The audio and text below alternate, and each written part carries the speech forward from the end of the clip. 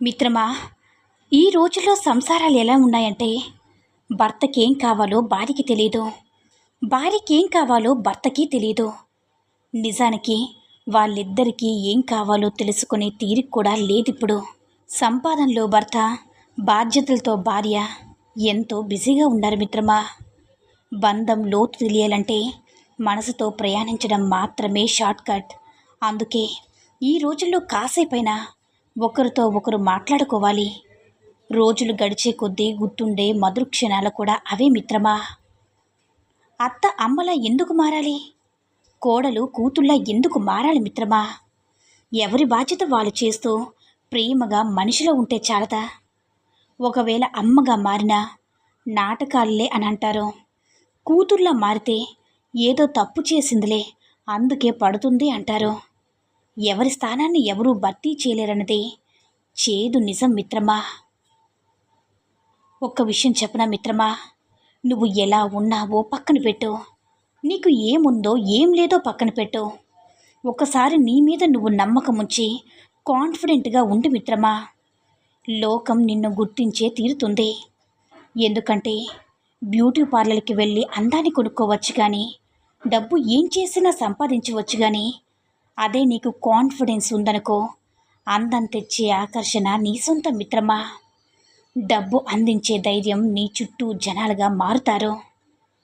అందంతోనే impress చేయాలని అమ్మాయిలు, డబ్బులుంటేనే impress చేయగలమని అబ్బాయిలు. ఇంతే ధ్యాస మిత్రమా. ముందు జీవితంలో సాధించాల్సినవి చాలా ఉంటాయి. అలా జీవితంలో గెలిచాక మీరు ఇంప్రెస్ చేయాలన్న స్టేజ్ నుంచి మిమ్మల్ని ఇంప్రెస్ చేయడానికి చూసే స్టేజ్ రావాలి మిత్రమా. మనం కోరుకునే ప్రేమ దూరం అవుతుందేమో కానీ మనల్ని కోరుకునే ప్రేమ ఎవ్వరు కూడా దూరం చేయలేరని గుర్తుంచుకో మిత్రమా. ఒక్క విషయం చెప్పనా మిత్రమా, ఎందుకు నేను నువ్వే అంత తక్కువ అంచనా వేసుకుంటున్నావు? ఎందుకు పక్కవాడితో నీకు పోటీ? ఎడం చేతి తినడానికి పనికిరాదని ఆ చేతి నరికేస్తావా? చెప్పు మిత్రమా. వాడు గొప్పడు కావచ్చు, అంతేగాని నువ్వు పనికిమాలిన వాడివి మాత్రం కాదు కదా. నీ గొప్పతనాన్నేది నిన్ను నువ్వు తక్కువ చేసుకున్నంతకాలం పక్కోడు గొప్పగానే కనిపిస్తాడు మిత్రమా. తలరాతో విధిరాతో ప్రేమించే భార్య ఉండదు, లేకపోతే ప్రేమించే భర్త ఉండడు. దానర్థం ఇంకో తోడు వెతుక్కోమని కాదు మిత్రమా, లేకపోతే పక్కదారి పట్టమని అర్థం కాదు. వాళ్ళకి నచ్చినట్టుగా మారాలి, లేకపోతే మనకి నచ్చినట్లుగా మార్చుకోవాలి. ప్రేమ దొరకలేదని తప్పు నిర్ణయాలు తీసుకుంటే క్షమించరని తప్పే అవుతుంది కానీ సరైన నిర్ణయం మాత్రం కాదు మిత్రమా. అర్థమైందనుకుంటా. నువ్వు బానిసగా చూసే భర్త ఒక అమ్మకి మహారాజే. నువ్వు ఆర్డర్ చేసి పని చేయించుకునే భార్య కూడా ఒక తండ్రికి మహారాణి. మరి ఎవ్వరు కూడా తక్కువ కాదు మిత్రమా, అలాని ఎవరు కూడా ఎక్కువ కాదు. ఇద్దరూ సమానమే. అర్థమైందనుకుంటా మిత్రమా. మోసింది కాబట్టి భరిస్తుందో, కనింది కాబట్టో కనికరిస్తుందో, ఏదేమైనా సరే అమ్మలా మాత్రం ఎవ్వరూ కూడా ఈ ప్రపంచంలో ప్రేమించలేరు మిత్రమా. ఇదే జీవిత సత్యం మిత్రమా. ప్రతి మనిషికి ఓ రక్తశోష అంటూ ఉంటూనే ఉంటుంది. మనమేమో ఏమన్నా పట్టించుకోకూడదు, ఎంతైనా మన రక్తం కదా అనుకుంటాం. కానీ నిజానికి మన ప్రేమ వాళ్ళకి చులకనగా మారిపోతుంది మిత్రమా. ఏముందులే, నేనేమన్నా పట్టించుకోర్లే, ఎంత బాధ పెట్టినా ఏం కాదులే అని మనల్ని చులకనగా తీసుకుంటారు మిత్రమా. మన మీద ప్రేమ లేని మన వాళ్ళని నెత్తినెక్కించుకోవాల్సిన పని లేదు. వాళ్ళు ఎంత ప్రేమ చూపిస్తే నువ్వు కూడా అంత ప్రేమే చూపించు మిత్రమా.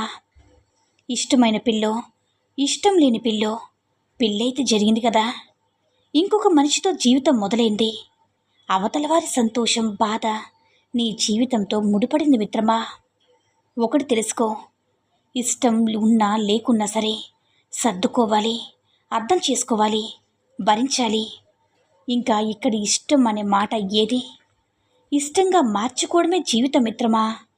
మారాలి, మార్చుకోవాలి, అప్పుడే జీవితమైన బంధమైన మిత్రమా. నేను ఈ పని చేస్తే అలా విమర్శిస్తారేమో, ఈ పని చేస్తే అలా విమర్శిస్తారేమో అని అనుకుంటూ కూర్చోక మిత్రమా. నువ్వు ఏ పని చేసినా ఎలా చేసినా ఏదో ఒకటి అంటూనే ఉంటారు. అన్నది నువ్వు అనుకోవాల్సింది నిజం మిత్రమా. విమర్శకు జవాబు ఇచ్చుకుంటూ పోతే నువ్వే ప్రశ్నగా మారిపోతావు. అనుకున్నది సాధించాలంటే ఉండాల్సింది తెగింపు మిత్రమా, విమర్శకు పరామర్శ కాదు. అర్థమైందనుకుంటా. అడుక్కునేవాడి దగ్గరికి వెళ్ళి అడుక్కోవాలి అనే ఆలోచన వస్తుందా? అన్ని నీళ్ళు ఉన్న సముద్రం నీ దాహాన్ని తీర్చుకోగలదా? వాళ్ళకి నీ మీద ప్రేమ లేదని తెలిసి కూడా ఎందుకంత ఆరాటం?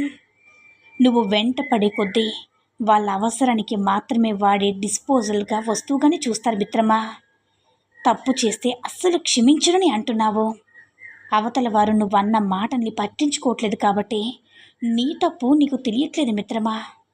ఒక్కసారి క్షమించి చూడు. నువ్వు ఊహించినంత ప్రేమ నీపై కురిపిస్తారేమో కదా.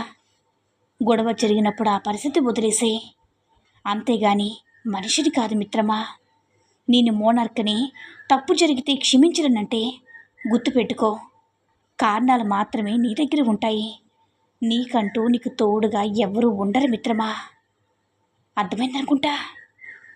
మిత్రమా, భర్త చేసిన తప్పేంటో చెప్పకుండా దూరం పెడితే భార్య కాపురం చేయట్లేదని భర్త ఇలా ఎవరికి వారైపోతే సంసారం నిలబడేది ఎలా మిత్రమా? ఒకరికి శిక్ష వేస్తామని ఒకరు ఇలా తెలియకుండానే ఒకరికొకరు శిక్షించుకుంటే జీవితానికి అర్థమేంటి? తప్పు చేశాడని అమ్మ పిల్లల్ని దూరంగా వదిలేస్తే ఇంకాస్త చెడిపోతారు మిత్రమా. దండించైనా సరే మన దారికి తెచ్చుకోవాలి. క్షమాపణ లేని తప్పో కాదో ఒక్కసారి ఆలోచించు మిత్రమా. క్షమించరానిదైతే పెద్దవాళ్ళ సలహా తీసుకో. నీలే నువ్వే నలిగిపోయి అవతల వారికి నిన్నే తప్పుగా చూపే అవకాశాన్ని కలిగించద్దు మిత్రమా. మిత్రమా, ఒకసారి తప్పు చేసిన ఆడది ఎప్పటికీ కూడా మారదు మిత్రమా. మారినట్టు నటిస్తుంది. ఆమె మాటలకు చేతలకు అస్సలు సంబంధమే ఉండదు. అర్థమైందనుకుంటా. ఈ వీడియో కనుక నచ్చినట్లయితే లైక్ చేసి షేర్ చేయండి. మరిన్ని వీడియోస్ కోసం మన ఛానల్ని సబ్స్క్రైబ్ చేసుకుని మాకు కొంచెం సపోర్ట్ చేయండి. ధన్యవాదములు.